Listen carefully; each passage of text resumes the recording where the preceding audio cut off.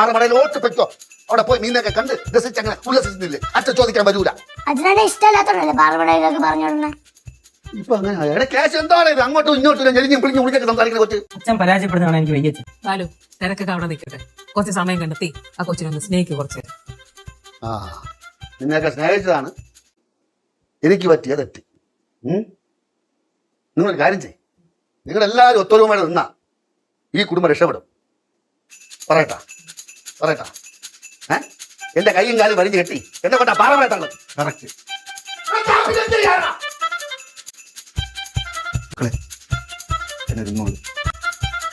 Please അച്ഛാ, ഞാൻ പോവില്ല.